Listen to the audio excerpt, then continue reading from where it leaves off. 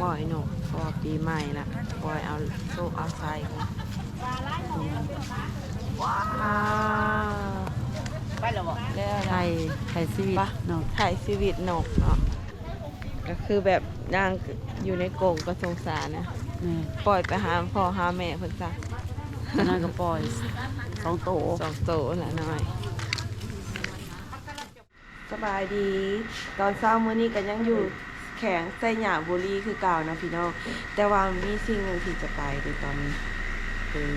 สิไปเลาะตลาดเช้าลงเบิ่งไปเด้อไปพ่อกันอยู่ตลาดนะจ๊ะ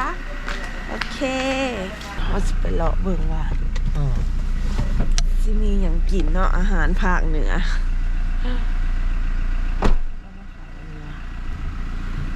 จุดนี่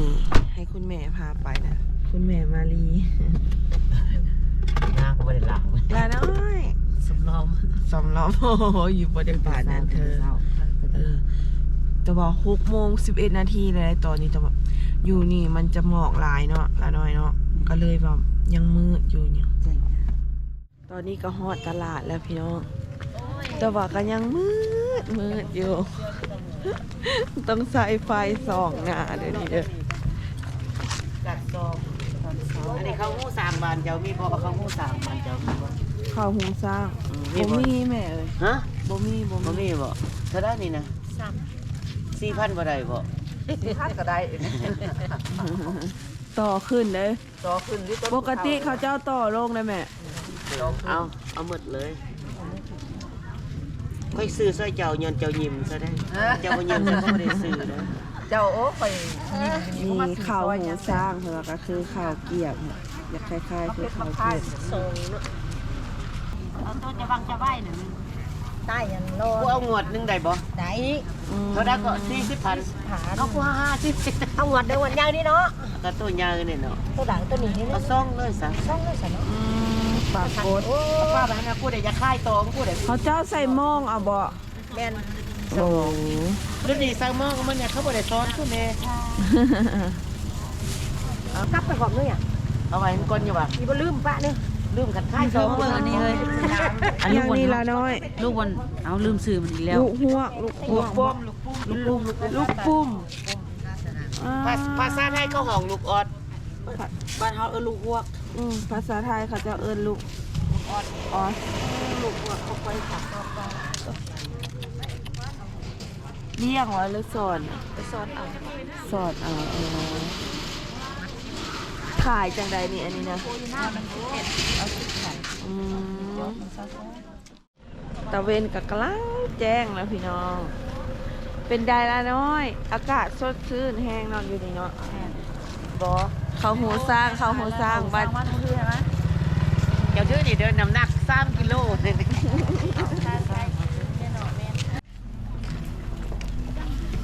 ชอบซื้ออย่างอีกอะ ไปซื้อน้ำมูดอ่ะซื้อมูไปกิน มันอันนี้ ค่ายขนมกันยิ้มได้จังได๋มันบูดสำแล้วนะ เปิดบอกไอ้แม่ค้ายิ้ม อักมวนบ่มวน แล้วลูกมึงไปใส่หรอคือบ่มาค่ายเครื่องซอยแม่มัน ผู้งามๆน่ะนอน อ๋อ เธอเดี๋ยวไปประกวดนางงามนะราชนีได้ตอนนั้นนะค่ะมาลี เอ้ย ค่อยมาหน่อยแล้วมันยังตะหอดตะร้อนตะทอนได้ก่อนก่อนเพราะจักมือเว้นมือคืนสิเราอุ้ยกระพงงามเนี่ยนะแม่จ้ะ ตาดินี่ก็มันบังทั้งแม่ทั้งแม่ฉันบอกว่าปากบ่จะได้เนาะ โอ้ทางนี้จะเป็นตลาดสินสดเนาะ ค่ายปลา อันนี้ขายปลานิลปลานิล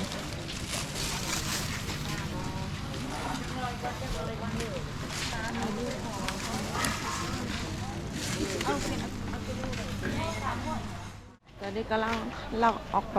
อีกบาทหนึ่งโซนทางนอกเนาะเราออกไปสุดแล้วก็จะกลับเลยบาทครับโอ้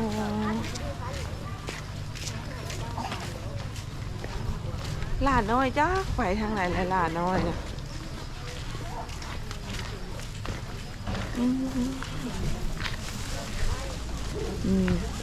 ที่สำคัญก็คือ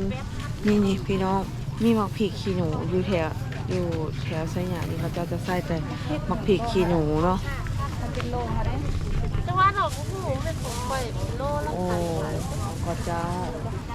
เห็นได้น้อยมาซื้อกระเพชรให้ได้เนาะพริกขี้หนู พริกขี้หนู ตามกับต้องนกเมียว ล่าน้อยคนสวย เพิ่นได้อะไรบ้างได้ซีนได้เลือด โมเมนต์ เฮาอยู่คือเก่า ยิ่งเลือด เดี๋ยวๆย่องกันแม่จะเสือก อึ๊บอุ้ย ขนมหมูสามมันแตกตายเป็น หมอมมอ โอ้ยหมอมร้านที่เป็นอันร้านนะ เอาในคอนขามได้ล่าน้อยเคยกินบ่ ฮะ เฮ็ดกับแก บ้านเฮาก็ นะ มีตัวเห็ดกับแก ก็ เนาะ มีเห็นแล้วอยู่ในคอน เออ ขาม แต่ว่ามันเดี๋ยวนี้บ่ค่อยเห็นมันแล้วเนาะ เขาเจ้าบ่กินแล้วตะกี้มีแต่แม่ใหญ่ยังจุ่นเราไปหาเก็บมาออกกินนะ โลหนึงแพงได้150,000พุ่น อันนี้ได้ ขีดละ15,000ขีดละ15,000ได้ทุกคนกับแก บ่ได้แม่นธรรมดาเนาะถือว่าหา อันนี้ กิ เบิด ยาก นี่75,000 ต้องไปหาเอาในคอนไม่ดอกกันไม่ขาม ขาวไม่ม่วง กับโบมี่อย่างคลิปเราตลาดมันเลยเรารีวิวตลาดเพิ่นให้เบิ่งซื่อๆเพราะว่าเฮาก็บ่เคยมาจะเถื่อเนาะละน้อยเนาะเป็นครั้งแรกที่ได้มาเลาะตลาดเมืองเพียงบ่กระแขงเสยหยาบุรีเนี่ยตลาดเมืองเพียงแขงเสยหยาบุรีอือฮึ มิวกับคุณแม่กำลังจะปล่อยนกนี่ส่วนละน้อยปล่อยแล้วเด้อ ที่ซื้อนกปล่อยก่อนพี่น้องปีใหม่ฟ้าใหม่เนาะไทยชีวิตของนกว่าชีวิตเฮาสิดีขึ้นก็ที่เป็นอยู่ในก็ดีอยู่ได้อยากให้มันดีขึ้นไปแบบ ที่ได้วันกลางเอามาต่อ นี่รถมาแล้วเขากลายไปใส่ยาเอา นะเมื่อกี้เครื่องบอกให้เวียนแก่นตายวันนึงให้แรงวันกลางเอามาแอะเสน่ห์อะไรถึง มีคนจังคนเมียยักษ์ใดยังกับปัดนะไม่เอาไปโหลดยักษ์ ไว้เด็กกูเฝ้ามึงยากูนะ โอ้ยแม่ค่ะ มันยักยัวเอาเงินกูซื้อได้นี่ คนปล่อยเองละลายโตละ เกลืออ่อยเกลือสางหมดถ้าได้ปุ่นบักใหญ่ว่าลูกก็ได้นี่ซ่าห้าวสูบ คนได้มาแล้วเด้อไปอธิษฐานปล่อยอยู่ของ โอ มัน เค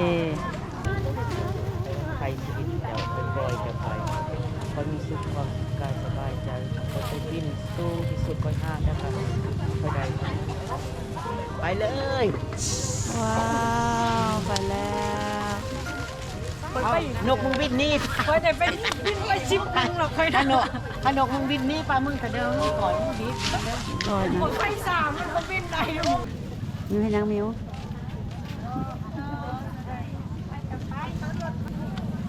อธิษฐานว่าสิปล่อยนกเพราะว่าปีใหม่ละปล่อยเอาโชคเอาไซกันว้าว ไปแล้วบ่ แล้ว ไท นะ ยชีวิตเนาะ ถ่ายชีวิตนกเนาะก็คือแบบนางอยู่ในกรงก็สงสารนะ นี่ ปล่อยไปหาพ่อหาแม่เพิ่นซะ นางก็ปล่อย2โต สองโตละน้อย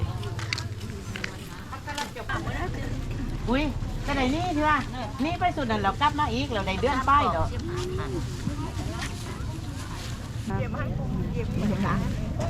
นี่แหละนี่ไม่ลงอันนั้นคืออะไรไม่ลง ตอนนี้เฮาก็สิกลับแล้วพี่น้อง เต็มโหลดเลยบ่ละน้อย ซื้อขนมไปตอนแช่มือแล้วหน่อยไปซื้อขนมมาบิน โอเคซื้อขนม ซื้อ ฝา ข ก นมไปธรรมดาหน่อยเฮาก่อนไปเดี๋ยวอยู่นี่ค่ะ โดยโอเค เราจะประมาณนี้แหละพี่น้องตลาดเมืองเพียงแขวงสยามบุรี ตลาดเมืองเพียงเด้อนี่เป็นตลาดเช้าตลาดสดเนาะเพิ่นเปิดตั้งแต่2 โมงเช้าแต่ตอนนี้เจ้าหน่อยก็เจ้าก็เก็บแล้วค่ะเจ้าว่า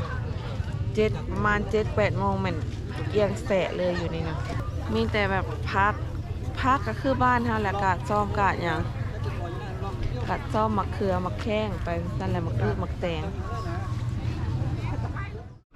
สำหรับคลิปนี้ก็ขอพักไว้สำนี้คลิปหน้าพ่อกันใหม่เด้ออย่าลืมกดไลค์กดแชร์ช่องนกมิวชาแนลเด้อบ๊ายบาย